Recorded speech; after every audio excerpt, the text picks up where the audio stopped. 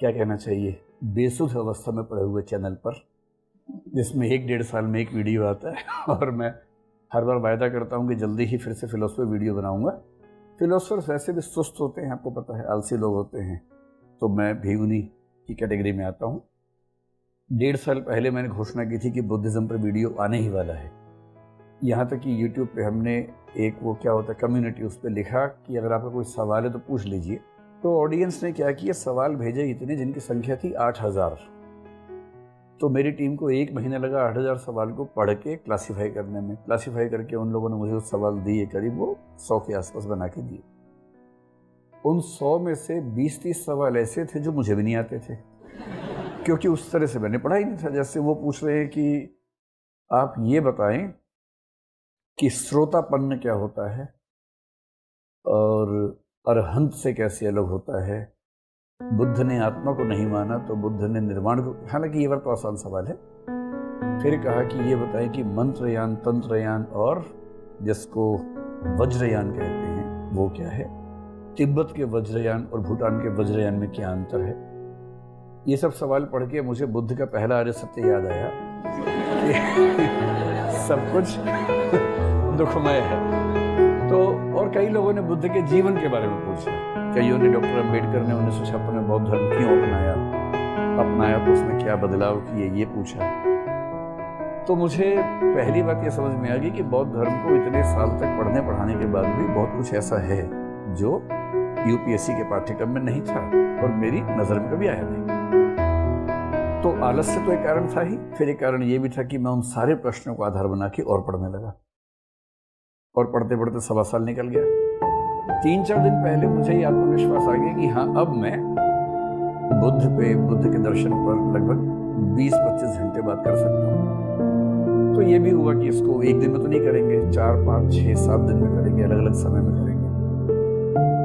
तो मैंने सोचा, क्योंकि इस चैनल का उद्देश्य दरअसल ये है कि देश का आम आदमी जिसका यूनिवर्सिटी से कोई संबंध नहीं है, उसको भी वो सब चीज़ें मिल जाएं जो लगता है कि केवल विश्वविद्यालयों में।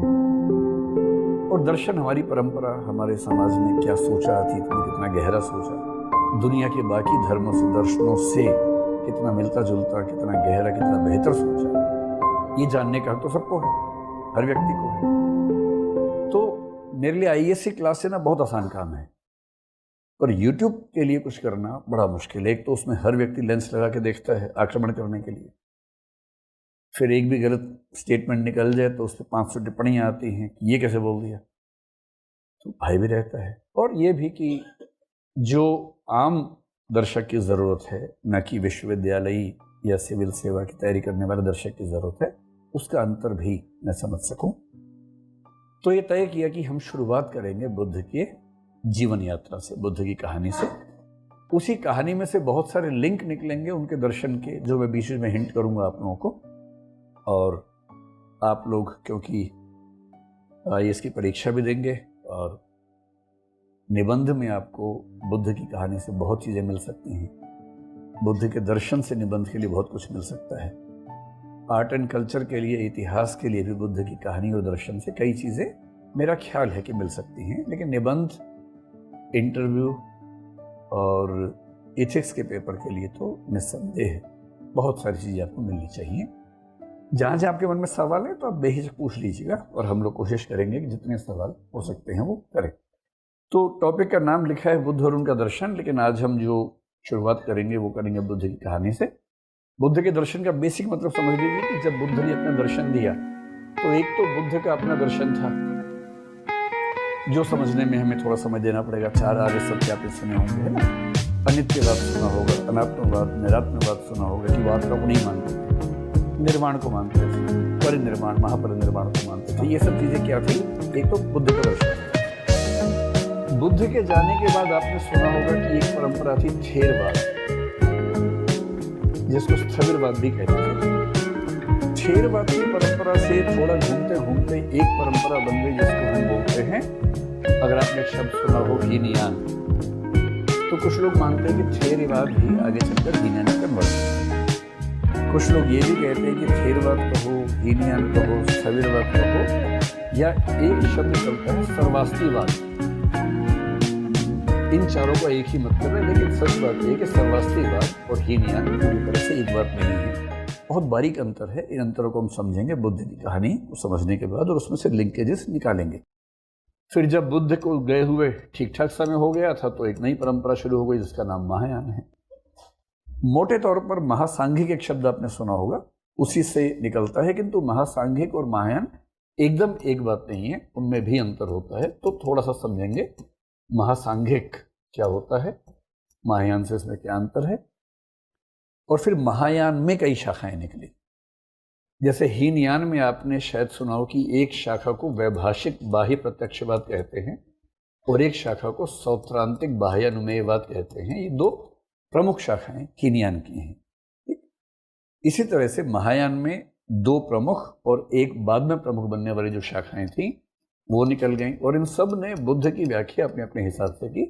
जैसे महायान की एक शाखा का नाम आपने सुना होगा माध्यमिक शून्यवाद कहते हैं, या केवल शून्यवाद शायद आपने सुना होगा। और शून्यवाद का संबंध गणित वाले शून्य से बिल्कुल नहीं है। मुझे एक मैथमेटिशियन फ्रेंड कुछ दिन पहले मिले, बोले कि मैं बहुत खुश हूँ इस बात से कि फिलोसफी में भी शून्य की बात होती है। मैंने कहा नहीं होती है, वो शून्य अलग है, ये शून्य अलग है, दोनों एकदम अलग अलग है। फिर इसी में एक दर्शन बना जिसका नाम था योगाचार विज्ञानवाद, या केवल विज्ञानवाद अभी कह लीजिए। जब विस्तार में समझेंगे तो हम इसको पूरा जड़ तक समझेंगे कि इन्होंने क्या कहने का प्रयास किया और कैसे बौद्ध दर्शन और भारतीय परंपरा के अन्य दर्शन दुनिया के किसी भी दर्शन से कई मामलों में बेहतर खूबसूरत साबित होते हैं। ये समझना हमारा मूल उद्देश्य है। आगे चल के एक दर्शन बना जिसका नाम था वज्रयान, और वज्रयान को ही कुछ लोग बोलते हैं मंत्रयान, इसी को कुछ लोग बोल देते हैं तंत्रयान। जापान में इसका नाम थोड़ा अलग है ना, चाइना में थोड़ा सा अलग नाम है। इन्हीं में से एक शाखा जापान में ज़ेन बुद्धिज्म हो गई, इसी को चीन में चान बुद्धिज्म कहा गया है। ये सब शाखाएं महायान के ही ऑफशूट्स थे, महायान की परंपरा से निकलते गए।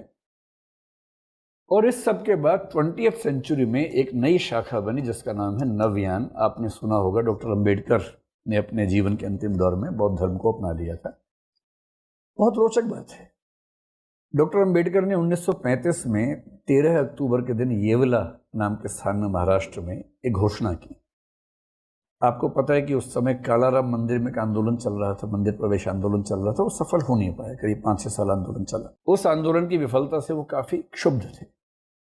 उसी बीच में गोलमेज सम्मेलन भी हो रहे थे। 1935 में उनको लग गया कि पूरी कोशिश करने के बाद भी मुझे अपने धर्म में मानवीय सम्मान नहीं मिल पा रहा है। तो उन्होंने एक दिन घोषणा कर दी कि मेरा जन्म हिंदू के रूप में हुआ जो मेरे बस में नहीं था, पर मैं हिंदू के रूप में मरूंगा नहीं क्योंकि ये मेरे बस में है। इस बात से बड़ा हड़कंप मचा। ये बात उनके दिमाग में 1927 से ही चल रही थी। 1928-29 में कहीं कहीं उन्होंने जो अपनी अखबार था बहिष्कृत भारत जैसे था ना, उसमें भी एक आध टिप्पणी की थी। यहां तक लिखा था कि अगर आपको धर्म बदलना ही है तो मुसलमान बन जाओ। तो लोगों को लगता था कि जब 1935 में घोषणा की है तो शायद वो इस्लाम चुनेंगे। इन 35 के एकदम बाद उनका रुझान सिख धर्म की ओर काफी बढ़ता हुआ दिखा। उनका बेटा अमृतसर गया भी, कुछ महीने रहा भी समझने के लिए। वो खुद भी अमृतसर गए एक कार्यक्रम के लिए। तो लोगों के मन में था कि या तो वो इस्लाम को चुनेंगे, या ईसाइयत को, शायद ईसाइयत पर कम संभावना थी, या सिख धर्म को चुनेंगे, क्योंकि उनकी जो अप्रोच थी उसके हिसाब से इन तीन का विकल्प ज़्यादा मजबूत था। लेकिन सरप्राइजिंग बात यह है कि 13 अक्टूबर 1935 की घोषणा के 21 साल 1 दिन बाद 14 अक्टूबर 1956 को, अपने मृत्यु से केवल 1.5 महीना पहले, उन्होंने धर्म बदला। और जब धर्म बदला तो वो कौन सा धर्म था? बौद्ध धर्म। और 1940 के बाद जनरली 45 के बाद बहुत शिद्दत के साथ वो बौद्ध धर्म का अध्ययन करने लगे। और उनकी इच्छा हुई कि मैं बौद्ध धर्म पर एक ऐसी किताब लिख के जाऊं जो भारत के बौद्धों की बाइबल बन जाए। जैसे बाइबल होता है ना कि एक किताब पढ़ ली तो आपको ईसाइयों को पता है कि भाई ये है, या कुरान शरीफ पढ़ ली तो मुसलमानों को पता है कि ये हमारी किताब है। ऐसे ही बौद्धों की भी तो एक किताब हो, क्योंकि बौद्धों में एक किताब नहीं, बहुत बिखराव है। अभी मैं आपको समझाऊंगा क्या बिखराव है। उन्होंने अपने जीवन के आखिरी दौर में एक किताब लिखी जिसका नाम था बुद्ध और उनका धम्म, बुद्ध एंड हिज धम्म। ये किताब छपी उनकी मृत्यु के 1 साल बाद, 1957 में। उनकी मृत्यु 56 में हुई, पर वो लिख चुके थे, प्रूफ रीडिंग कर चुके थे। रेफरेंसिंग कम कर पाए थे जो रेफरेंसिंग बाद के लोगों ने की, जब उसका हिंदी अनुवाद भी आया 1961 में, रेफरेंसिंग बाद में हुई। रेफरेंसिंग का मतलब उसमें जहाँ जहाँ कोई उद्धरण था तो वो कहाँ से लिया गया है उसके रेफरेंसेस बाद में जोड़े गए, लेकिन हाँ वो लिख चुके थे। और उन्होंने कहा कि मेरे वाला जो बौद्ध धर्म है न तो वो मूल बौद्ध धर्म है, न वो हीनयान है, न वो महायान है, मैं इसको नया नाम दूंगा नवयान। ये नवयान है। इसलिए अगर कोई कहे कि मुझे बौद्ध धर्म को समझना है, बौद्ध दर्शन को समझना है, आधे घंटे में समझा दीजिए, तो मैं हाथ जोड़ लेता हूँ कि ना भाई ये तो नहीं हो पाएगा। इन सारी चीज़ों को ठीक से समझने की शर्त है कि हम कम से कम 15-20 घंटे के प्रोसेस में रहें, और तब हम ये मुकम्मल तरीके से कह सकते हैं कि हाँ अब मैं बौद्ध दर्शन पे, बौद्ध परंपरा पे, बौद्ध धर्म पे लगभग किसी भी सवाल का जवाब देने की स्थिति में हूँ। ये वक्त आने में इतनी मेहनत करनी पड़ती है। मैं जानता हूँ कि अब घबरा गए होंगे, पहला आर्य सत्य याद आना शुरू हो गया होगा आप लोगों को, सर्वम दुखम दुखम, ये सब कुछ दुखमय है लेकिन ठीक है, दूसरा तीसरा भी याद आएगा समय के साथ, कोई चिंता की बात नहीं है। तो मैंने थोड़ा सा संक्षेप में फिर से बता दूं कि जो हमारी सीरीज है फिलोसफी वाली, मैं क्यों करता हूँ। 2-3 बातें हैं। एक बात तो जो मेरे मन में बार बार आती है, मैं अक्सर एक कविता का जिक्र करता हूँ जो हिंदी साहित्य में हम पढ़ते हैं, उसका नाम है ब्रह्म राक्षस। एक कवि हुए थे गजानन माधव मुक्तिबोध। ये कविता ये कहती है, बट कहती नहीं है, इस कविता में इस प्रतीक का इस्तेमाल किया गया है, वो ये है कि अगर आपने जीवन में कोई ज्ञान हासिल किया, थोड़ा भी किया हो, जितना भी किया हो, और यदि आप वो समाज के साथ शेयर किए बिना मर गए, तो प्रेत योनि में भटकना पड़ता है, और उस प्रेत योनि का नाम है ब्रह्म राक्षस। हालांकि मुझे आस्था नहीं इन सब बातों में मैं तो अज्ञेयवादी किस्म का आदमी हूँ, और मुझे जब से कविता पढ़ी है ना, मुझे लगता है कि नहीं, जो आता है सब बता देना है। और हमारे समय में सौभाग्य ये है कि बताने के लिए एक मंच ऐसा मिल गया है यूट्यूब की, आप अपनी लंबी लंबी स्पीच भी, छोटी बात तो आप टिकटॉक पे भी कर सकते हैं, इंस्टा पे भी कर सकते हैं, रील वगैरह में, पर बड़ी बात, सीरियस बात करने के लिए यूट्यूब जैसे मंच हैं। तो मैं ये नहीं बनना चाहता हूँ, मैं नहीं चाहता कि मैं प्रेत बन के भटकूँ बाद में, इसलिए जो मैं जानता हूँ मैं चाहता हूँ सब बता के मरूँ। अभी मरने में टाइम है थोड़ा सा, लेकिन जितना भी है तब तक सब बता दूँ जो भी है। दूसरी बात, मेरा मानना है कि जो हिंदी का समाज है, या सिर्फ हिंदी नहीं, भारतीय भाषाओं का जो समाज है, उसका दुर्भाग्य कहें या क्या कहें, उसके पास पढ़ने लिखने की चीज़ें बहुत प्रचुर मात्रा में नहीं। हाँ, आर्टिफिशियल इंटेलिजेंस आने के बाद चीज़ें थोड़ी सी आसान हो रही हैं और बहुत जल्दी हो भी जाएंगी, लेकिन मुझे लगता है कि जो इन समाजों के लोग हैं, गैर अंग्रेजी भाषी लोग हैं, उनकी एक जिम्मेदारी और बनती है कि, क्योंकि अंततः लोकतंत्र चलता है इस बात से कि लोगों में बहस किन मुद्दों पर होती है और बहस का स्तर क्या है। और मेरा मानना है कि अगर आप अपने समाज में बहस का स्तर थोड़ा उठा सकें, तो इससे बड़ा योगदान नहीं हो सकता है। मुझे नहीं पता इससे उठेगा ही नहीं, पर मेरी इंटेंशन ये है कि लोग थोड़ा और बेहतर जाने चीज़ों को, तो बहस का स्तर उठेगा। और योजना ये है कि पहले हम भारतीय दर्शन पूरा करेंगे, जैसे बौद्ध दर्शन के बाद वेद उपनिषद करेंगे, गीता पर शायद 1 या 2 बड़ी वीडियो बनाएंगे, शंकराचार्य को समझे बिना भारतीय दर्शन पूरा नहीं हो सकता है, फिर वैष्णव वेदांत पे आएंगे, सांख्य पे, योग पे, न्याय पे, वैशेषिक पे, मीमांसा पे आएंगे, फिर पश्चिम पे आएंगे, सुकरात से लेकर आज तक का दर्शन, सब दार्शनिकों ने क्या क्या योगदान दिया। आपने डेकार्ट का नाम सुना होगा, सार्त्र का सुना होगा, हीगल का सुना होगा, इन सब पर बात करेंगे। फिर मेरी इच्छा है कि दुनिया के सभी धर्मों पर बातचीत हो। धर्म दर्शन का मतलब ये होता है कि आपने एक समस्या को लिया, जैसे ईश्वर है या नहीं, ये बड़ा भारी सवाल है, इस पर दुनिया के सारे धर्मों का स्टैंड क्या है, सारे दार्शनिकों का स्टैंड क्या है, सारे वैज्ञानिकों का स्टैंड क्या है, उन सबको जोड़ के समझना कि आज तक की हमारे ज्ञान की स्थिति कहाँ पहुंची, इसको बोलते हैं धर्म दर्शन। ये उसके बाद करेंगे। और सोशल पॉलिटिकल फिलोसफी चौथा हिस्सा है जो हम साथ साथ करेंगे, जैसे समानता, स्वतंत्रता, न्याय, ये सब उसके हिस्से हैं। समानता और न्याय में आरक्षण जैसे एक समस्या मानी जाती है, तो एक पूरी सीरीज उस पर कि भारत में जो हमने पॉलिसीज बनाई वो कितनी सूटेबल हैं।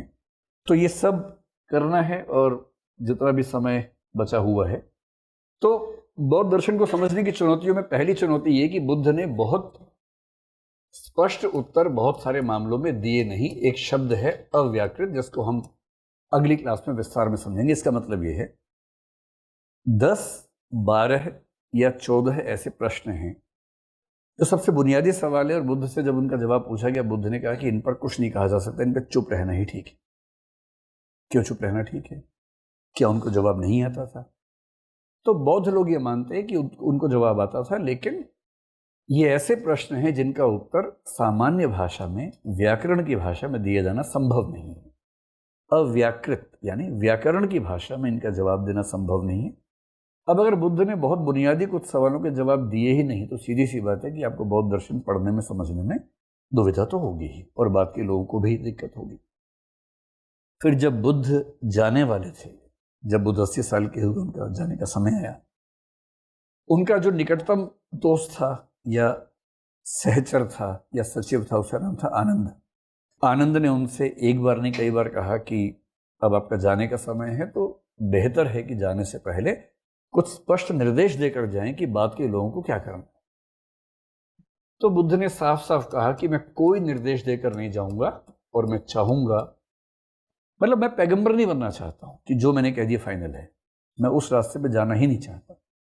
कोई निर्देश नहीं, एक ही निर्देश है, और वो है धम्म। धम्म को अपने मन में धारण करो, और उसके आधार पर जो उत्तर तुम्हें सूझे उस उत्तर को मानो। ना पुस्तकों को सम्मान देना है, ना मुझे सम्मान देना है, उस विचार को सम्मान देना है। और ये बात कितनी गहरी है, अगर आपको 2 उदाहरणों से मैं समझाऊं। कुछ दिन पहले मैंने एक पोस्ट पढ़ी फेसबुक पर, जो एक ऑस्ट्रेलिया के बौद्ध भिक्षु के बारे में थी। एक पत्रकार ने उससे कहा, अगर मैं आपके त्रिपिटक को, त्रिपिटक बौद्धों की धार्मिक किताब का नाम है, अगर मैं आपके त्रिपिटक को कमोड में डालकर फ्लश कर दूं, तो आप क्या करेंगे? उकसा रहा था उसको, तो आप क्या करेंगे? उसने कहा, कुछ नहीं, मैं प्लम्बर को फोन करूंगा और कहूंगा कि फ्लश चोक ना हो जाए, आप ठीक कर दीजिए। पत्रकार बोला, और त्रिपिटक के लिए क्या करेंगे? बोले, कुछ नहीं। बोले, आपके पास जो बुद्ध की मूर्ति है, अगर मैं इस मूर्ति को पटक के गिरा दूं, तोड़ दूं, तो आप क्या करेंगे? बोला, कुछ नहीं, मैं झाड़ू ला के सफाई कर दूंगा, ताकि मेरे कमरे में धूल ना रहे, कंकड़ ना रहे, किसी के पैर में चुभ ना जाए। बोला, यार तुम्हारे बुद्ध भगवान की मूर्ति को मैं तोड़ने की बात कर रहा हूं, आप गुस्सा ही नहीं आ रहा? बोले, नहीं, बुद्ध तो खुद ही कहे गए हैं। ज़ेन बुद्धिज्म में एक बात कही जाती है, अगर तुम्हें बुद्ध बनना है तो बुद्ध को मार दो, अगर बुद्ध तुम्हें मिल भी जाएं तो बुद्ध को मार दो। बुद्ध को फॉलो नहीं करना है, बुद्ध होना है। ना बुद्ध की जरूरत है, ना मूर्ति की जरूरत है, ना किताब की जरूरत है। और उसने यही कहा, आप किताब डालेंगे कमोड में, किताब नहीं छपती आ जाएगी। आप मूर्ति तोड़ेंगे, मूर्ति नहीं बन जाएगी।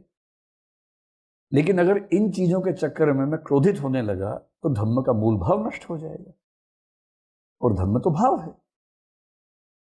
और यही बात महात्मा बुद्ध कह के गए थे कि मैं जाऊंगा, ना कोई पैगंबर चाहिए, ना कोई किताब चाहिए, ना कुछ और चाहिए। अपनी चेतना से पूछना, और जब जब दुविधा हो, एक काम करना, सारे के सारे लोग बैठ जाना, बहुमत से, आपसी समझदारी से तय कर लेना। अंत में मरते मरते कुछ लोगों ने कहा, कुछ तो बता के जाइए। तो बोले, अपदीपो भव, अपने दीपक स्वयं बनो। ये उनके अंतिम उपदेशों में से एक है। अपने दीपक खुद बनो, मैं क्यों बनूंगा भाई? जहां दुनिया के बाकी धर्मों में एक व्यक्ति हुआ था जो सारा ज्ञान दे के गया, उसके बाद से किसी की हिम्मत नहीं कि चूं भी कर सके, उस दुनिया में एक आदमी कह रहे जाने से पहले कि अपदीपो भव, मैं क्यों तुम्हें कुछ ज्ञान दूं, अपने आप देखो। इतना डेमोक्रेटिक तरीके का जो चिंतन का तरीका है, इतना यूनिक तरीका है। पर इस सब का परिणाम यह हुआ कि जब बुद्ध चले गए, तो बुद्ध के दर्शन में बहुत सारे विवाद पैदा होने लगे। बुद्ध के जीते जी कोई किताब लिखी ही नहीं गई थी, एक भी किताब नहीं, सब मौखिक था। आपने इतिहास से पढ़ा होगा कि पहली बौद्ध संगीति हुई, दूसरी हुई, तीसरी हुई, चौथी हुई। चौथी बौद्ध संगीति, वो भी हीनयान वालों की, थेरवाद वालों की, जब श्रीलंका में हुई 29 ईसा पूर्व में, तब जाकर पहली बार डॉक्यूमेंट किया गया, ताड़ के पत्तों पर लिखा गया कि बुद्ध ने क्या कहा। और ये बात बुद्ध की मृत्यु के लगभग 450 साल बाद की बात है। कुछ लिखा हुआ नहीं था। पहली संगीति उनकी मौत के एकदम बाद हुई 483 ईसा पूर्व में। उसमें सिर्फ मौखिक रूप में कुछ बातें हुई कि ये बातें नोट कर लें, याद रखेंगे, दोहराते रहेंगे, बच्चों को बताते रहेंगे, ताकि जैसे वेद लंबे समय तक श्रुति परंपरा में चले वैसे चलाएंगे। इस तरीके से उन लोगों ने काम किया। तो अभी हम शुरू करते हैं, थोड़ा सा बुद्ध का जीवन समझते हैं और बुद्ध के जीवन से आगे चलकर निकालेंगे बुद्ध के दर्शन की बहुत सारी बातें। बुद्ध के जीवन को हम भाग 1 इसलिए कह रहे हैं कि यहां से केवल शुरुआत हो रही है। भाग 2 में बुद्ध का दर्शन, भाग 3 में हीनयान, भाग 4 में महायान, भाग 5 में नवयान। इस तरह से 5 भागों में इसको कर लेंगे। सबसे पहला सवाल ये कि बुद्ध की कथा हमें मिलती कहां से है और वो क्या बहुत प्रामाणिक कथा है भी या नहीं, इसको हम कैसे डिसाइड करें। त्रिपिटक आपने शब्द जरूर सुना होगा, सुना है? त्रिपिटक का मतलब होता है 3 टोकरी। त्रि यानी 3, पिटक यानी टोकरी। जब बुद्ध की मृत्यु हुई 483 ईसा पूर्व में, तो उनकी मृत्यु के एकदम बाद उस समय अजात शत्रु मगध साम्राज्य का शासक था। साम्राज्य कहें, महाजनपद कहें, जो भी, उस समय तो महाजनपद वाली हालत ज्यादा थी। उसको लगा कि भाई बुद्ध ने जो कहा इकट्ठा करना बहुत जरूरी है, वरना बिखर जाएगा। उसने तुरंत किया कि प्रथम बौद्ध संगीति या फर्स्ट बुद्धिस्ट काउंसिल बुलाई, जिसको हम हिंदी में बोलते हैं बौद्ध संगीति। बौद्ध संगीति का मतलब है जहां पर संगीत आदि की मदद से पाठ होगा चीजों का, और चीजों को हम इकट्ठा भी कर लेंगे। और पहली बौद्ध संगीति में यह हुआ कि क्या क्या बुद्ध ने कहा था नोट करो। तो 2 पुस्तकें उस समय इकट्ठी की गई, लिखी नहीं गई, बोली गई। विनय पिटक को जिस व्यक्ति ने बोला वो एक नाई समुदाय का व्यक्ति था, उसका नाम था उपाली। आज इस कहानी में उपाली का जिक्र आएगा कि उसका महत्व क्या है, ध्यान रखना है। उपाली एक नाई था और उसका इतना सम्मान इस संघ में धीरे धीरे हुआ कि उसने विनय पिटक की रचना की। दूसरी रचना थी सुत्त पिटक। सुत्त पिटक की रचना करने वाले व्यक्ति का नाम था आनंद, जो बुद्ध का फर्स्ट कजन था, कह सकते हैं, चाचा का बेटा था और उनका निजी सहयोगी भी था। लंबे समय तक सचिव रहा, सहचर रहा, और जीवन के आखिरी क्षण में जो व्यक्ति उनके साथ खड़ा हुआ था वो था आनंद। सुत्त पिटक में क्या है कि सूत्र क्या क्या बुद्ध ने दिए। विनय पिटक में क्या है कि बौद्ध संघ में भिक्षुओं के लिए, भिक्षुणियों के लिए क्या क्या नियम हैं, विनय के नियम हैं। सुत्त में सूत्र हैं, क्या क्या सूत्र दिए। और इस सुत्त पिटक के बहुत सारे हिस्से बनाए गए। आपने एक दीघ निकाय का नाम सुना होगा, एक मध्यम या मध्यम निकाय का नाम सुना होगा, और किसका एक संयुक्त निकाय इसमें आता है, इसका भी जिक्र खूब चलता है। हमारे भी काम बीच में ये सब चीजें आने वाली हैं। तो 5 निकाय इसके अंतर्गत बनाए गए, दीघ निकाय, मध्यम निकाय, संयुक्त निकाय, और एक को बोलते हैं अंगुत्तर निकाय। हाँ, अंगुत्तर। और 5वां कौन सा है? एक और है, 5वें का नाम चलिए याद है तो बताऊंगा। इसमें से दीघ निकाय जो है, दीघ निकाय में एक रचना है जिसको बोलते हैं महापरिनिर्वाण सूत्र, और ये बौद्ध परंपरा की बहुत प्रसिद्ध रचनाओं में से एक है, महापरिनिर्वाण सूत्र। ये जो 5वां निकाय है इसको बोलते हैं खुद्दक निकाय, खुद्दक। और ये ध्यान से समझ लीजिए, हो सकता है आपके कभी परीक्षा में भी आ जाए। आपने एक शब्द सुने जातक कथा? कितनी जातक कथाएं हैं लगभग? जातक कथाएं अगर मैं ठीक याद कर रहा हूं तो लगभग 547 के आसपास हैं। जातक कथाएं जहां संकलित हैं उस पुस्तक का नाम है खुद्दक निकाय। तो खुद्दक निकाय में से बुद्ध की बहुत सारी कहानियां मिलती हैं। महापरिनिर्वाण सूत्र जो कि दीघ निकाय का हिस्सा है, यहां से थोड़ी सी कहानियां मिलती हैं। अभिधम्म पिटक में बुद्ध की फिलॉसफी है। जैसे आप देखते हैं कि वेद और उपनिषद में जो अंतर है, उपनिषद में क्या चीज है? फिलॉसफी, गहरी फिलॉसफी है। तो जो हिस्सा हमारे यहाँ वेदों में हिंदू धर्म माना गया, अभिधम्म पिटक की भूमिका वही है जिसमें डीप फिलॉसफी बुद्धिज्म की है। और ये लिखा गया था बाद में तीसरी बौद्ध संगीति जो अशोक ने बुलाई थी 250 ईसा पूर्व में, ये उसमें लिखा गया। पर हमें सबसे ज्यादा मतलब नहीं। आपने बचपन में बुद्ध की कहानी जरूर सुनी होगी, आपके स्कूल में बताई गई होगी, और उसमें बताया गया होगा कि बुद्ध ने 4 दृश्य देखे थे, उसके बाद बुद्ध का हृदय परिवर्तन हो गया था। एक देखा था बूढ़ा आदमी, एक देखा था बीमार आदमी, एक देखा था शव यात्रा का दृश्य, और एक देख लिया था भिखारी। भिखारी भिखारी वो सन्यासी भी था, उसका जिक्र आएगा थोड़ी देर में, है ना। इन चारों को देखा और उनको लगा कि जीवन में कुछ नहीं रखा है। ये जो कहानी आपने सुनी है, वो कहानी जिस पुस्तक से ली गई है वो पुस्तक है अश्वघोष की बुद्ध चरित्र। अश्वघोष बहुत ही रोचक किस्म के आदमी थे, और कालिदास के बाद अगर संस्कृत साहित्य में किसी का सम्मान है तो वो अश्वघोष का है। बुद्ध चरित्र इनकी एक रचना है, सौंदरानंद दूसरी रचना है।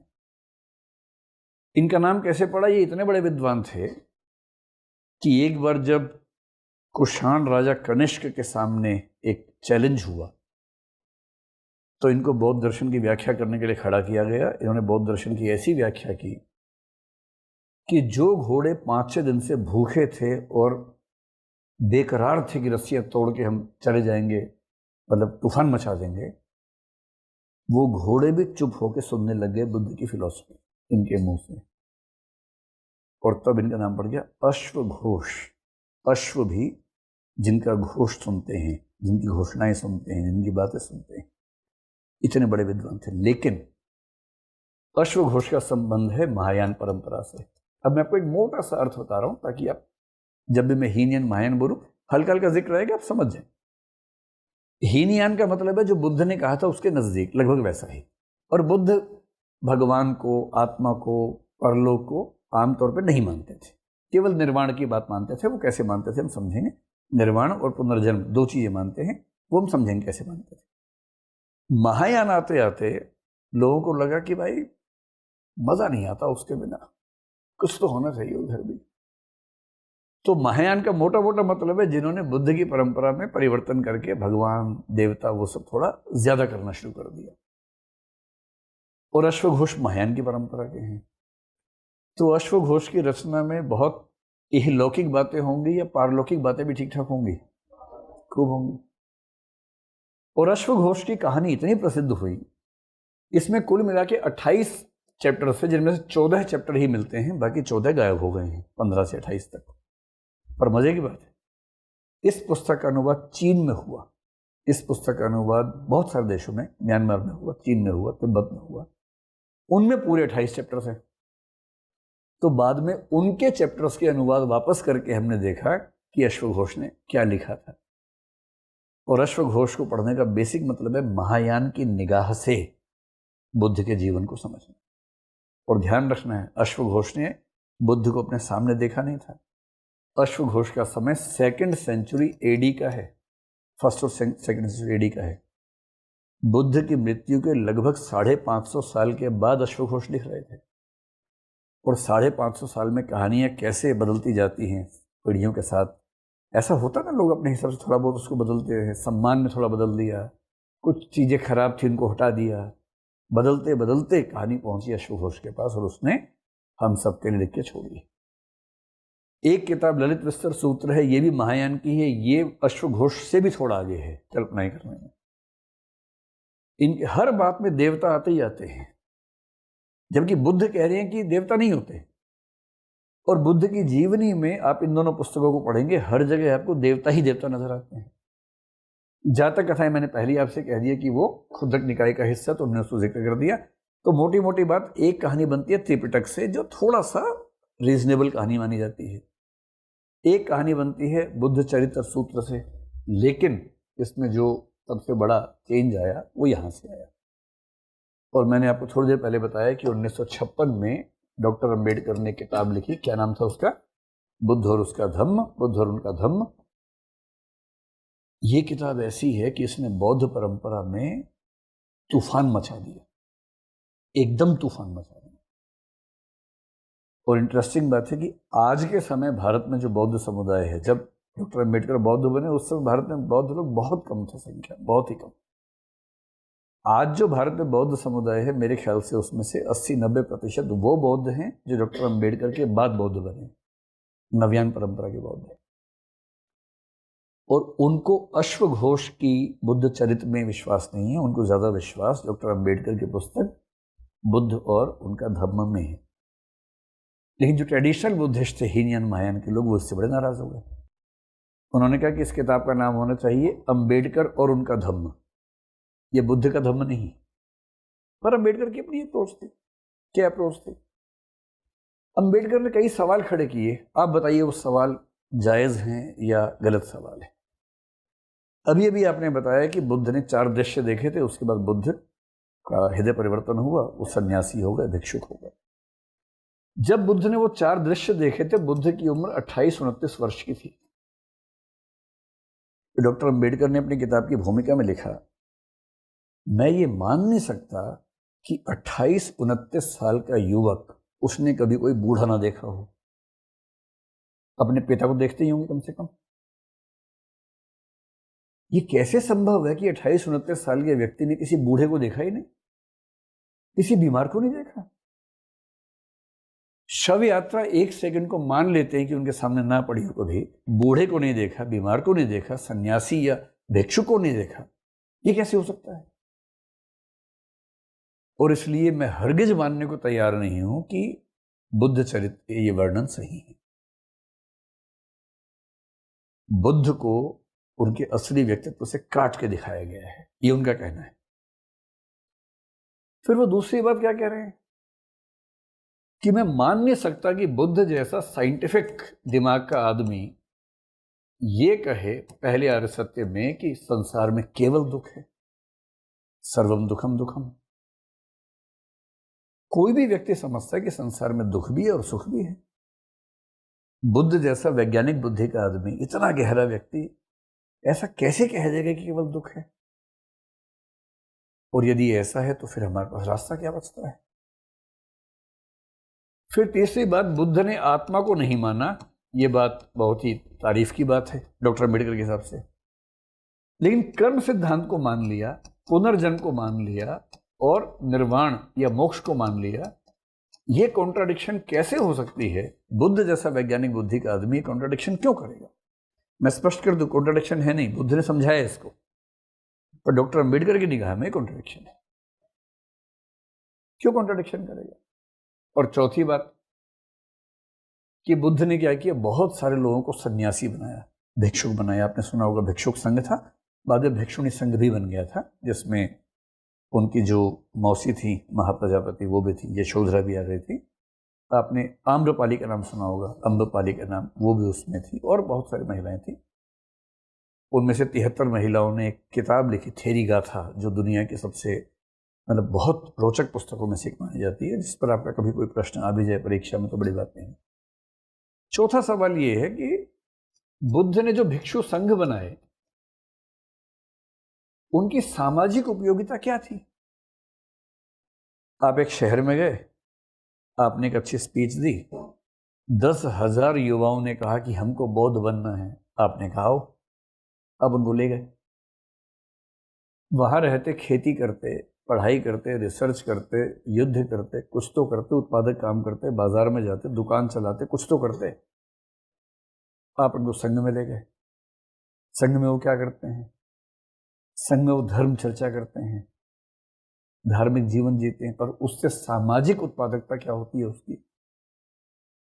और अम्बेडकर ने कहा कि मैं ये मान नहीं सकता कि बुद्ध जैसा वैज्ञानिक बुद्धि का आदमी ऐसे संघ की स्थापना करेगा जिसमें भिक्षुओं की सामाजिक उपादेयता न बनती हो। और इसलिए इन 4 चीजों और एक 5वीं चीज का जिक्र वो बीच बीच में करते, भूमिका में इन 4 का जिक्र किया कि जो बुद्ध परलोक को प्रायः खारिज करते थे, उनकी जीवनी में इतनी सारी पारलौकिक बातें, मैं नहीं मान सकता कि ये बुद्ध के बारे में सही है। और इसलिए मैं इन सब अंतर विरोधों को यथासंभव दूर करके, जितना मेरे पास समय है, जितना मेरी क्षमता है, बुद्ध चरित्र को ही बेस लेके चल रहा हूं। पर जहां जहां मुझे लग रहा है कि चीजें बहुत गलत हो रही हैं, मैं उनको अपनी तार्किक दृष्टि से ठीक करूंगा, बदलूंगा, और एक ऐसी किताब लिखूंगा जो भारत के बौद्ध लोगों के लिए क्या काम करेगी? बाइबल का काम करेगी। तो बौद्ध बाइबल बनाने की मेरी इच्छा है, और नहीं भी बना पाऊंगा तो कम से कम कुछ प्रश्न खड़े कर दूंगा, ताकि बौद्ध समुदाय उन प्रश्नों पर सोचे कि इनका क्या सही उत्तर हो सकता है। ये मेन सोर्सेज हैं। कुछ और किताबें आपने सुनी होंगी, बहुत प्रसिद्ध हैं। नील आर्मस्ट्रॉन्ग, आप जानते हैं चांद पे गए थे, उनकी बेटी थी कैरिन आर्मस्ट्रॉन्ग, उसने किताब लिखी बुद्ध, बहुत अच्छी किताब मानी जाती है। द लाइट ऑफ एशिया एक बहुत प्रसिद्ध किताब है जो एडवर्ड ऑर्नल्ड की लिखी हुई है, उसको भी लोग यूज़ करते हैं। हरमन हेसे की एक किताब सिद्धार्थ है। ये सब किताबें हैं जो बुद्ध के बारे में बड़ी प्रामाणिक हैं। इन सब के बेस पर बुद्ध की कहानी दुनिया भर में समझी जाती है, तो हम इन्हीं सबको दिमाग में रखकर बुद्ध की कहानी की बात करने वाले हैं। चलिए देखिए, फिलॉसफी का एक सूत्र है, मेरा अपना सूत्र तो ये है, आपको किसी भी समय के किसी भी फिलोसफर को समझना हो, उस समय की परिस्थितियां थोड़ा समझ लीजिए, आप पाएंगे वो फिलोसफर वही बोलेगा जो उसकी परिस्थितियां उससे बुलवा रही होंगी। इतना ही नहीं, अगर आपकी परिस्थितियां किसी को पूरी ज्ञात हो तो आप लगभग वही बोलेंगे जो कोई समझदार व्यक्ति कल्पना कर सकता है कि इन परिस्थितियों में कोई क्या बोलेगा। तो बुद्ध के काल में, बुद्ध का समय आपको पता है 6th सेंचुरी BC का था, तो उस समय कौन सी ऐसी परिस्थितियां थी, आपने हिस्ट्री में खूब पढ़ा हुआ है। हल्का सा रिवाइज कर लेते हैं, मोटी मोटी 3-4 बातें, ताकि आपको ध्यान रहे। 6th सेंचुरी BC में आर्थिक परिस्थिति में आपको पता है कि कृषि कार्य में पहली बार लोहे का प्रयोग बड़े पैमाने पर होना शुरू हुआ था। और लोहे का प्रयोग होने से सबसे पहले 1-2 परिणाम क्या हुए थे? एक तो खेती की जमीन बढ़ गई थी, क्योंकि अब काट सकते हैं जंगलों को, है ना। और दूसरा, लोहे का फाल यूज करने लगे तो उससे जमीन की उत्पादकता बढ़ गई थी। तो जमीन भी बढ़ गई, जमीन की उत्पादकता भी बढ़ गई। गंगा यमुना के आसपास सब सारा काम कर रहे हैं, पानी है ही जमीन में, सिंचाई होती ही है, और इसलिए कुल मिला के जो उत्पादन है कृषि का बहुत ज्यादा बढ़ गया है। कृषि जैसी किसी समाज में शुरू होती है ना, पहली बार परमानेंट सेटलमेंट होना शुरू होता है, वरना लोग तो खाना बदोश होते हैं। अब कृषि है तो लोग स्थायी रूप से रहने लग जाते हैं, वहीं बस जाते हैं, घर बनाने लगते हैं, गांव बनाने लगते हैं। अब ये सब हमारे देश में उत्तर भारत के क्षेत्र में शुरू हो गया था। अब उत्पादन जब बढ़ा तो सीधी सी बात है, उत्पादन बढ़ेगा तो सरप्लस बचेगा, यानी कि अधिशेष बचेगा। अधिशेष का मतलब ये कि जो हमने कंज्यूम किया उसके बाद बहुत सारा बच गया है। जब बहुत सारा बच गया है, इस किसान के पास चावल बचा है, उस किसान के पास मान लीजिए गेहूं बच गया है, उसके पास बाजरा बच गया है, उसके पास कपास बच गया है, तो ये क्या करेंगे? या तो बार्टर करेंगे या चाहेंगे ऐसे सेंटर्स बने जहां पर खरीद बेच हो सके। वो सेंटर्स जो बनेंगे उसको हम क्या बोलते हैं? अर्बन सेंटर्स बोलते हैं। तो जिसको हम भारत के इतिहास से सेकेंड अर्बनाइजेशन कहते हैं, वो इस समय होना शुरू हुआ और शहर बनने शुरू हो गए। उन शहरों में बाजार बनने शुरू हो गए, उन बाजारों में लेन देन होना शुरू हुआ, खरीद फरोख्त होने शुरू हुई, बेचना शुरू हुआ। और जब खरीदना बेचना होगा, एक समय तक बार्टर सिस्टम या विनिमय पद्धति से काम चल जाता है, पर एक समय के बाद नहीं चलता है। तो ये आप चावल लेके घूम रहे हैं और जो बेच रहे हैं वो भी चावल लेके घूम रहे हैं, सब चावल लेके घूम रहे हैं, तो कैसे व्यापार होगा? तो अंत में फिर होता है कि भाई कोई एक ऐसा सांकेतिक वस्तु हमारे पास हो जिसकी मदद से हम व्यापार कर सकें, और इसको बोलते हैं मुद्रा। और इसी समय मौद्रिक अर्थव्यवस्था की शुरुआत भारतीय इतिहास में होने शुरू हुई। तो बुद्ध का समय इकोनॉमिक्स की दृष्टि से बहुत ही तूफानी समय था। पहली बार सरप्लस, पहली बार अमीरी, बड़े बड़े शहरों में रंगशालाएं, नृत्यशालाएं, ये वो, बहुत सारे पब और वो सब बनने शुरू हो गए थे। युवा लोग एकदम मस्त हुए पड़ रहे थे कि शहर में जो बात है वो बात गांव में थोड़ा ना होती है। और मुद्रा भी आ गई थी, लोग मुद्राएं ले लेके घूम रहे हैं, और ये एक नया माहौल था। जैसे कोई नया शहर डेवलप होता है, सिंगापुर जैसे डेवलप हुआ 30-40 साल में, दुबई हुआ 20-30 साल में, तो वहाँ के जो लोग शुरू में थे और 30 साल बाद जब वो देखते होंगे अंतर क्या है, कुछ कुछ वैसा अंतर यहाँ के समाज को उस समय दिख रहा होगा, अभी मान सकते हैं। राजनीतिक परिस्थितियां ये थी कि आपने एक शब्द सुना होगा, महाजनपद। ऋग्वेद के ज़माने में छोटा इलाका था तो वो जन था, लेटर वैदिक में थोड़ा बड़ा हुआ तो उसका नाम जनपद हो गया। अब जनपद को और बड़ा करना था तो वो क्या हो गया? महाजनपद हो गया। जनपद का मतलब जिला होता है। आजकल बोलते हैं उत्तर प्रदेश में कि इस जनपद में एसपी साहब बन गए हैं, उस जनपद में डीएम साहब बने हैं, तो जनपद तो आज भी होता है। महाजनपद का मोटा मोटा मतलब समझ लीजिए रेंज या कमिश्नरी समझ लीजिए, कि जैसे इलाहाबाद एक कमिश्नरेट है, उसके आसपास 3-4 जिले मिला के हो जाएगा, महाजनपद हो जाएगा। तो महाजनपद का मतलब आजकल का डीआईजी जो होता है ना, डीआईजी के पास जितना इलाका है, 3 या 4 जिले, उसको बोलते हैं महाजनपद, लगभग कुछ कुछ वैसा। तो करीब 16 महाजनपद उस समय बन चुके थे। और महाजनपद क्यों बन रहे थे, कैसे बन रहे थे? बहुत सिंपल सी बात है। इनमें से अधिकांश में राजतंत्र था, कहीं कहीं इनमें गणतंत्र की व्यवस्था भी थी, जहां पर थोड़ा सा सिस्टम डेमोक्रेटिक हो गया था। राजाओं की शक्तियां बढ़ रही थी। क्यों बढ़ रही थी? सिंपल सी बात है, आमतौर पर इकोनॉमिक्स से ही चीजें डिसाइड होती है काफी हद तक। यहां भी दिख रहा था, जब अधिशेष उत्पादन हुआ, खूब खरीद बेच होने लगा, नगर बनने लगे, जब आर्थिक क्रियाएं बहुत ज्यादा होंगी तो उससे क्या होगा?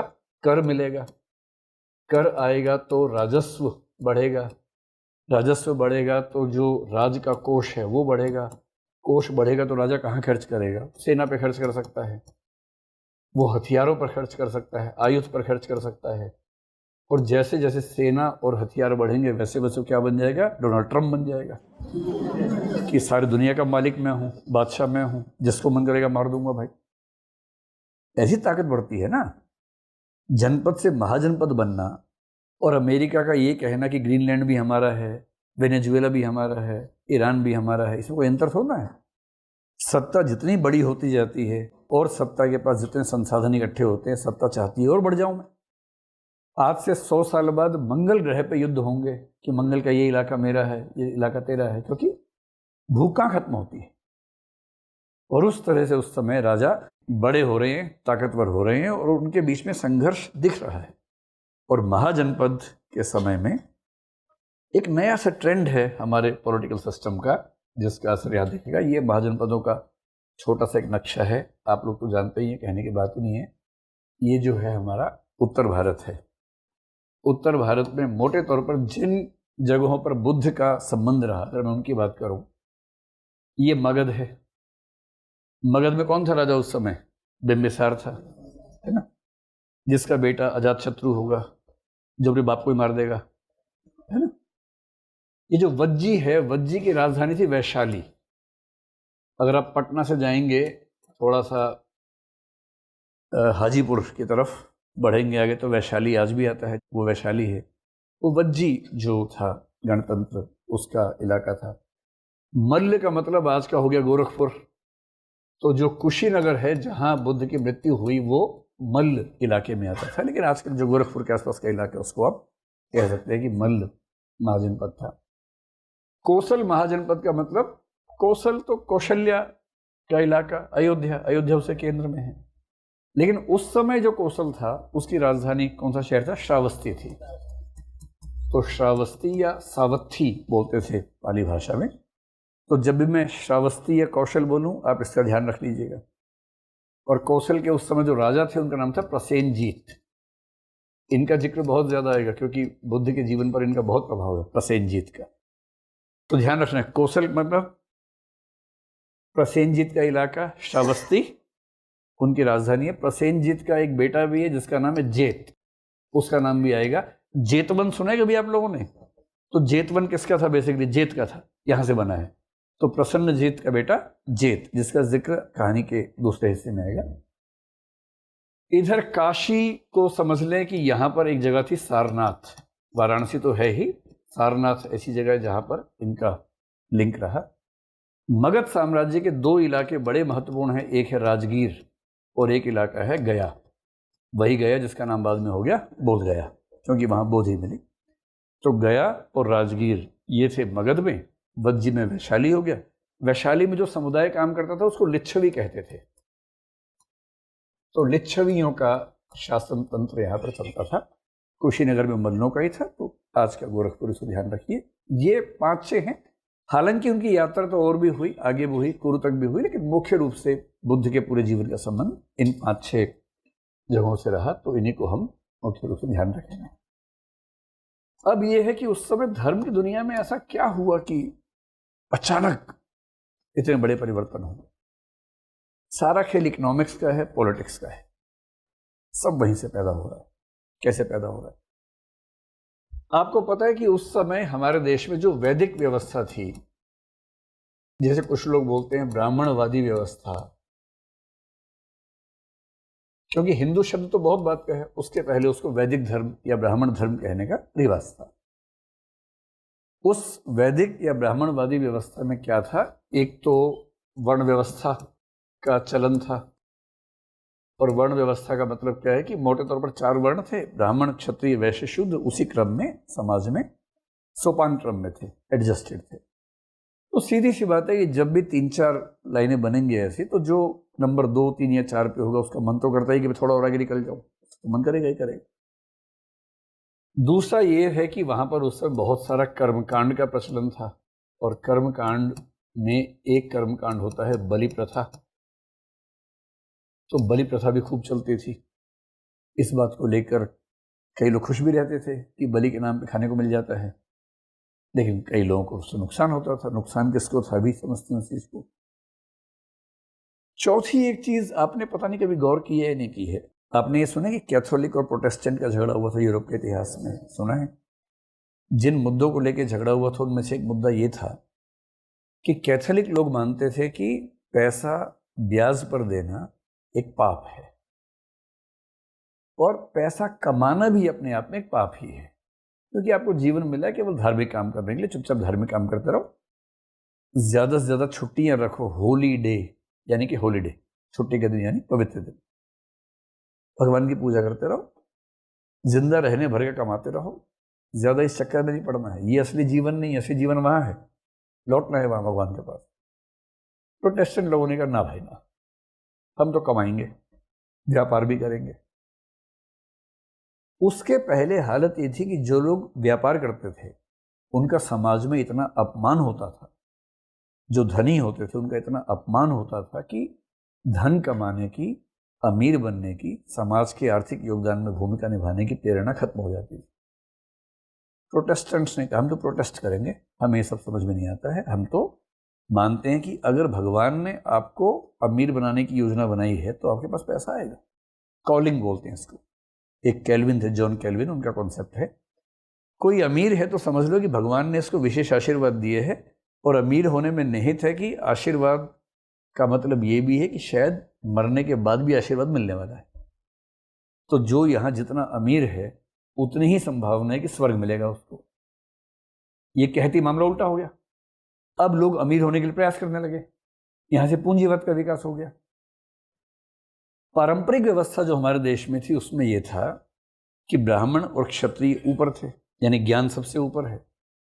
जो सैनिक वाली प्रवृत्ति है, क्षत्रिय प्रवृत्ति है, क्षात्र धर्म है, वो नंबर 2 पे है। जो वणिक वृत्ति है, धन कमाने की वृत्ति है, वो नंबर 3 पे है, केवल शूद्र से ऊपर है, क्योंकि शूद्र तो बहुत बुरी स्थिति में है। और इसका मतलब ये हुआ कि जो धन कमाने वाला व्यक्ति है उसका बहुत ही अपमान था, धन का अपमान बहुत ज्यादा था। इस बात से कुछ लोग परेशान थे, और जो लोग परेशान थे उनमें से एक का नाम शायद आपने सुना हो। कभी इतिहास में नाम सुना है? अनाथ पिंडक नाम के एक आदमी का। नहीं सुना? कोई बात नहीं, आप सुनाते हैं आपको नाम। अभी तो सुन ही लिया है ना। तो अभी बहुत इंटरेस्टिंग व्यक्ति था, उसकी कहानी थोड़ी देर में आपके सामने।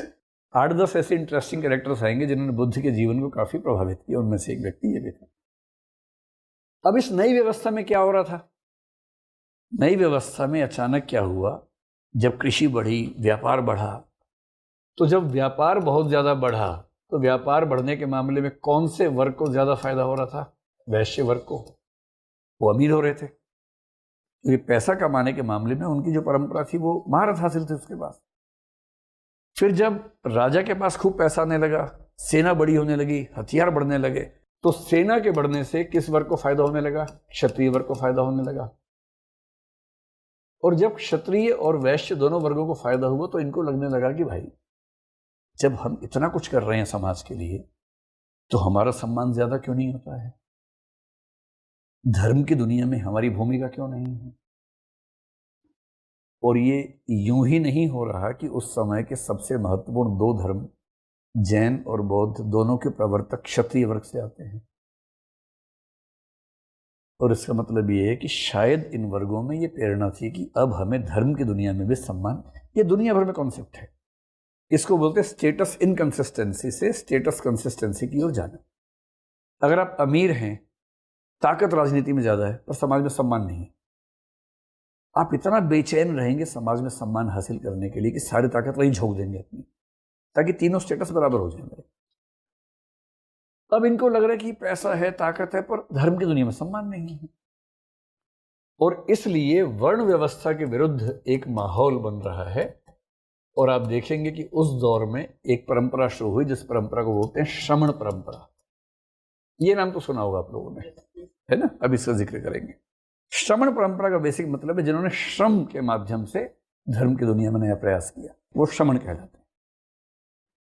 श्रमण परंपरा पहली कोशिश कर रही है वर्ण व्यवस्था को कमजोर करने की, क्योंकि वर्ण व्यवस्था की वजह से इन वर्गों को बहुत मौका नहीं मिल पा रहा। दूसरा क्या कर रही है? बलि प्रथा। मैंने कहीं पढ़ा कि उस समय जो बड़े यज्ञ होते थे, छोटे में तो नहीं होता होगा लेकिन कोई बड़ा यज्ञ है और बहुत बड़े यज्ञ में राजा को या किसी अमीर वाले को बहुत ज्यादा पुण्य चाहिए। बहुत पुण्य चाहिए तो क्या करना पड़ेगा?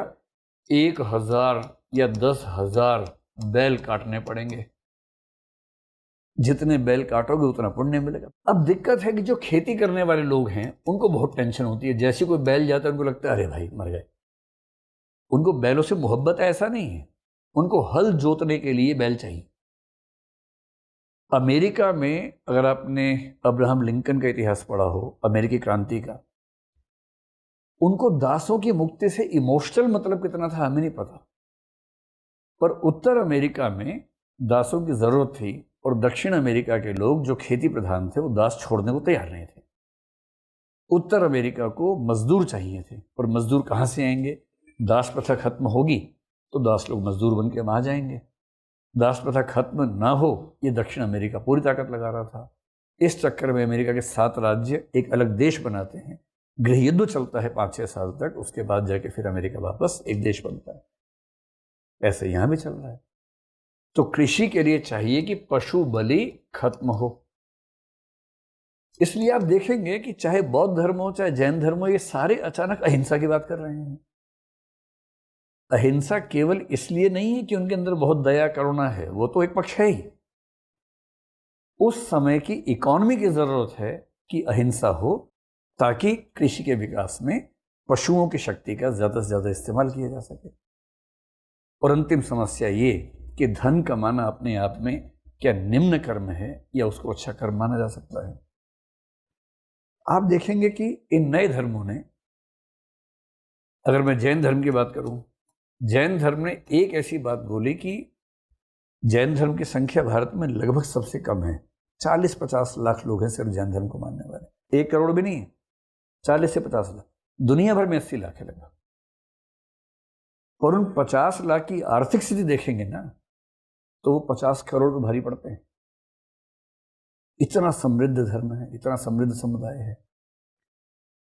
किसी का सरनेम जैन हो तो आप एज्यूम कर सकते हैं आमतौर पर कि अमीर ही होगा, क्योंकि उन्होंने इतने लंबे समय में ऐसी परंपरा डेवलप कर रखी। कैसे हुआ? एक तो वो वैश्य समुदाय से जुड़े हुए थे, इसलिए आज भी आप देखेंगे कि जैनों में, अग्रवालों में, गुप्ता में आपस में शादियां खूब होती हैं, क्योंकि वो एक ही परंपरा से जुड़े हैं। ये बात सब मानते हैं। दूसरा, महावीर ने ये कहा कि देखो भाई, हिंसा बहुत बुरी बात है। बुद्ध ने हिंसा को उतना बुरा नहीं बताया, महावीर ने ज्यादा बुरा बताया। लोगों ने पूछा कि जब खेती करते हैं उसमें भी कीड़े मकोड़े मरते हैं। स्पष्ट रूप से घोषणा तो नहीं की गई, लेकिन एक संकेत मिलता है कि जैन धर्म ने कहा कि भाई खेती में हिंसा होती है, ज्यादा अच्छा है कि व्यवसाय करो, व्यापार करो, खेती मत करो। आपको जैन धर्म में खेती करने वाले लोग बहुत कम मिलेंगे भी तो एग्रीटेक वाले मिल सकते हैं आज की दुनिया में। ये स्टार्टअप किया है एग्रीकल्चर का, वो अलग चीज है। किसान नहीं मिलेंगे, उद्यमी मिलेंगे, व्यापारी मिलेंगे। और इस वजह से व्यापार व्यवसाय इतना समृद्ध हुआ कि जैन परिवारों में आर्थिक समृद्धि बहुत ज्यादा आ गई। अब इनको चाहिए कि समाज का ऐसा ढांचा चाहिए जो पैसा कमाने को बुरा ना कहता हो, नीच कर्म ना कहता हो। बुद्ध ने क्या किया? बुद्ध से लोगों ने पूछा, बुद्ध ने कहा देखो भाई, सम्यक आजीविका होनी चाहिए, और सम्यक आजीविका में कुछ भी हो सकता है। आप जो भी काम करते हैं बस सम्यक तरीके से, उचित तरीके से कमाते रहिए। अष्टांगिक मार्ग में एक आता है सम्यक आजीविका, एक सम्यक कर्मांत भी आता है ना? अब ये बात समझाने का तरीका क्या है? एक व्यक्ति का नाम लेता हूं जिसका नाम है अनाथ पिंडक। मैंने अभी इसका जिक्र किया था, आगे इसकी कहानी आएगी ही ठीक तरीके से। पर ये उन लोगों में है जो बुद्ध के जीवन के सबसे महत्वपूर्ण, अगर 10-12 लोग ढूंढने, उनमें से एक व्यक्ति अनासपिंडक थे। अनासपिंडक का असली नाम सुदत्त था, सुदत्त। और ये बहुत बड़े सेठ थे, बहुत ही बड़े। कहाँ के? श्रावस्ती के। श्रावस्ती का मतलब कौन सा? कौशल, है ना, कौशल गणराज्य में या महाजनपद में। समझ लीजिए कि नगर के सबसे बड़े सेठ थे। और जब पहली बार ये बुद्ध से मिले, इन्होंने पता क्या सवाल पूछा? इन्होंने कहा कि हे महात्मा, मैं जानता हूं कि जीवन में सबसे अच्छा काम है प्रव्रज्या धारण करके सन्यासी हो जाना। मैं जानता हूं कि जितना सुख आपको मिलता होगा सन्यासी होने से, उतना सुख किसी और को नहीं मिलता होगा, मेरे जैसे लोगों को तो नहीं मिल सकता। पर दुविधा ये है कि मेरे अधीन कई 100 लोग नौकरी करते हैं, उनका और उनके परिवारों का जीवन मुझ पर टिका हुआ है। मेरे पास बहुत ज्यादा संपत्ति है, वो संपत्ति गलत हाथ में चली गई, उसका दुरुपयोग भी हो सकता है। मैं तो बहुत मदद करता हूं समाज की, तो चला रहा हूं। मेरी दुविधा ये है कि क्या मैं ये सब छोड़ के भिक्षुक बन जाऊं, आपके पास आ जाऊं? और बुद्ध ने कहा नहीं, आपको दुविधा इसलिए है क्योंकि आपके मन में बैठा हुआ है कि धनी होना बुरा होना है। बुरा धनी होना नहीं है, बुरा धन को अपनी चेतना पर हावी होने देना है। सबसे अच्छे लोग वो हैं जिनके पास धन है, संपदा है, किंतु उनकी चेतना पर हावी नहीं, और वो अपनी संपत्ति को, अपनी संपदा को समाज के हित में इस्तेमाल करते हैं। इसलिए आपके लिए भिक्षुक बनने से ज्यादा अच्छा है, और समाज के लिए भी अच्छा है, कि आप व्यापारी ही रहें, सेठ ही रहें, और अपने पैसे का इस्तेमाल समाज के हित में करते रहें। ठीक वही विचार जो आगे चलकर महात्मा गांधी ने ट्रस्टीशिप के नाम से दिया। और महात्मा गांधी कहते भी हैं कि मेरे विचारों पर जैन धर्म की बड़ी भूमिका है, मतलब जैनों की, बौद्धों की। एक और अंग्रेजी विचारक थे इस वाले मामले में, John Ruskin, unto this last नाम से किताब थी, उसकी भूमिका भी इसमें रही। तो जो नए धर्म उभर रहे हैं, इसलिए उभर रहे हैं क्योंकि समाज बदल रहा है, समाज को इन चीजों से बचने के लिए नई परंपराएं चाहिए। और इसलिए वर्ण व्यवस्था को कमजोर करने वाले, यज्ञ में पशु बलि को कमजोर करने वाले, धनी व्यक्ति को सम्मान देने वाले, इस तरह के धार्मिक जो मार्ग हैं, उनकी डिमांड उस समय समाज में है। और उस समय समाज में आपको शायद अंदाजा होगा कि 62 ऐसे आंदोलनों का जिक्र मिलता है जो श्रमण आंदोलन थे। 62 परंपराएं। उन 62 परंपराओं में 7 प्रसिद्ध हुए। उन 7 में से एक खुद बुद्ध ही थे, तो उनका जिक्र तो नहीं करेंगे अलग से। तो 7 में से अगर बुद्ध को छोड़ दें तो कितने बचे? 6 ऐसी परंपराएं हैं जो बुद्ध के समानांतर महत्वपूर्ण चल रही थी, जिनका नाम आपको पता होना चाहिए, और हो सकता है कभी इन पर कोई सवाल आपसे पूछ भी ले कि कौन थे। एक तो थे निगंठ नाथपुत्र, और निगंठ नाथपुत्र का मतलब कुछ नहीं है, ये दूसरा नाम है वर्धमान महावीर के लिए। वर्धमान महावीर का ही दूसरा नाम क्या था? निगंठ नाथपुत्र। निगंठ का मतलब निर्ग्रंथ, जिसने निर्ग्रंथियां खोल दी हों, जिसने गांठें खोल दी हों, तो निर्ग्रंथ शब्द से बनता है निगंठ नाथपुत्र, नाथपुत्र थे। तो जैन धर्म आप जानते हैं क्या क्या मानता था। जैन धर्म का मूल सिद्धांत क्या था? एक तो अहिंसा है ही। आपने एक शब्द सुना है स्यादवाद, तो कभी अगर पूछ लें परीक्षा में कि स्यादवाद क्या होता है, तो जैन धर्म से जुड़ा हुआ है, ठीक है। एक इनका सिद्धांत है अनेकांतवाद, ये भी आपने सुना ही होगा। अनेकांतवाद जानते हैं? अनेकांतवाद का बेसिक मतलब है कि दुनिया में बहुत तरह की वस्तुएं, सबका अस्तित्व है। स्यादवाद का मतलब है कि कुछ भी कहो तो इस तरह से कहो कि हाँ, मेरी राय में सच है, मैं गलत भी हो सकता हूं, इस विनम्रता के साथ बात करेंगे तो स्यादवाद होगा। एक आपने शब्द सुने कि पर्युषण पर्व पे माफी मांगने का रिवाज है साल में एक बार, मिच्छामि दुक्कड़म। ये मिच्छामि दुक्कड़म हमारे आज की कल्चर में जिस तरह से महत्वपूर्ण हो रहा है, आईएएस की परीक्षा में सवाल आ जाए तो मुझे आश्चर्य नहीं होगा। मिच्छामि दुक्कड़म, मिथ्या में दुष्कृतम, संस्कृत में ये था, उसको जब प्राकृत में किया गया तो बन गया मिच्छामि दुक्कड़म। इसका मतलब अगर मुझसे पिछले 1 साल में, मतलब इसमें 1 साल की बात नहीं है, सामान्य बात है, अगर मुझसे मन वचन कर्म से कोई गलती हुई है आपके प्रति तो मैं उसके लिए माफी चाहता हूं, तो मैं अपनी गलतियों के लिए क्षमा चाहता हूं। इसको बोलते हैं मिच्छामि दुक्कड़म। ये पर्व होता है जैनों का। पर्युषण पर्व के भीतर एक विशेष दिन सारे जैन लोग एक दूसरे को ये मैसेज भेजते हैं या कहते हैं कि भाई माफ कर देना। नॉन जैन्स को भी कहते हैं माफ कर देना, ताकि जो भी गलतफहमियां हैं दूर हो जाए। एक व्यक्ति था मखली गोसाल, इसका जिक्र आपने इतिहास में जरूर पढ़ा होगा। मखली गोसाल 6 साल तक महावीर के साथ ही तपस्या कर रहा था, उसी रास्ते पर चल रहा था, दोनों का रास्ता समान था। महावीर बहुत ज्यादा वैराग्य वाले व्यक्ति थे कि वासना, सुख, इच्छा लेश मात्र भी अगर हमारे मन में आती है तो हम साधना के रास्ते से हट जाते हैं। मखली गोसाल को 2 बातों पर दिक्कत हुई। एक तो ये कि बीच में ऐसा हुआ कि एक स्त्री के प्रति इनके मन में आसक्ति आ गई, और जैसी स्त्री के प्रति आसक्ति आई महावीर ने कहा भाग यहां से। भाई ये कोई बात हुई? जब आप एक ऐसे रास्ते पर चल रहे हैं जिसमें ये सब अलाउड नहीं है और आपके मन में आसक्ति का भाव आ रहा है, तो आज की पीढ़ी तो मखली गोसाल बनने के मूड में ज़्यादा रहेगी, सीधी सी बात है। बहुत मुश्किल है उस रास्ते पर चलना जिस पर महावीर चले। पर इस बात पे डिस्प्यूट हुआ और मखली गोसाल, अच्छा मखली गोसाल को भगा दिया गया है और खुद छोड़ के चले गए।